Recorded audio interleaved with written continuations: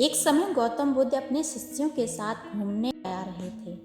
घूमते घूमते एक स्थान पर विश्राम के लिए बैठ गए और समय बिताने लगे। समय बिताने के लिए भगवान बुद्ध ने अपने शिष्यों को एक कथा सुनाई। वो कहने लगे, किसी नगर में एक व्यक्ति रहता था।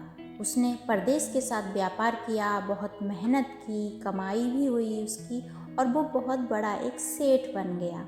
उसके पास बहुत सारा पैसा आ गया, महल जैसी हवेली बन गई, वैभव और बड़े परिवार के बीच उसका जीवन बड़े आनंद से बीतने लगा।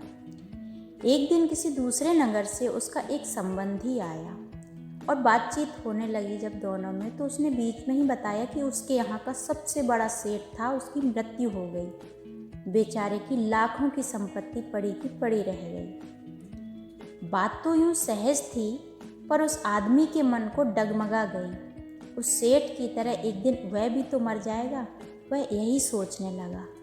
उसी क्षण से उसे बार बार उस मौत की याद सताने लगी। मौत आएगी, उसे ले जाएगी, सब कुछ यहीं छूट जाएगा। यही सोच सोचकर उसे बहुत भय लगने लगा।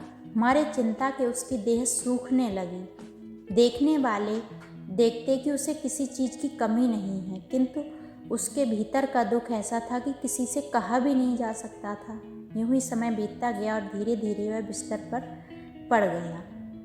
बहुत इलाज करवाया, हर तरह से उसका इलाज हुआ, लेकिन उसका रोग था कि कम होने का नाम ही नहीं ले रहा था, बल्कि बढ़ता और जा रहा था। एक दिन एक साधु उसके घर आया।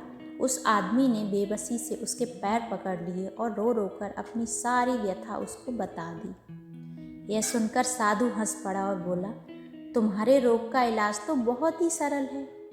उस आदमी के खोए प्राण मानो वापस आ गए हों। बहुत अधीर होकर उसने पूछा, स्वामी जी, वह इलाज है क्या?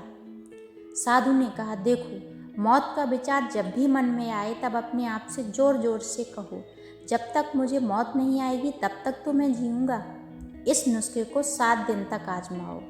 मैं अगले सप्ताह फिर से आऊँगा। 7वें दिन जब साधु महाराज वापस आए तो क्या देखते हैं कि वह आदमी बीमारी के चंगुल से बाहर आ चुका है और आनंद से अपने जीवन व्यतीत कर रहा है। साधु को देखकर वह दौड़ा और उनके चरणों पर गिरकर बोला, महाराज, आपने मुझे बचा लिया। आपकी दवा ने मुझ पर जादू सा असर किया। मैं समझ गया कि जिस दिन मौत आएगी मैं उसी दिन मरूंगा, उससे पहले नहीं। साधु ने कहा, बस मौत का डर सबसे बड़ा डर है। यह जितनों को मारता है, मौत तो उतनों को मार भी नहीं पाती।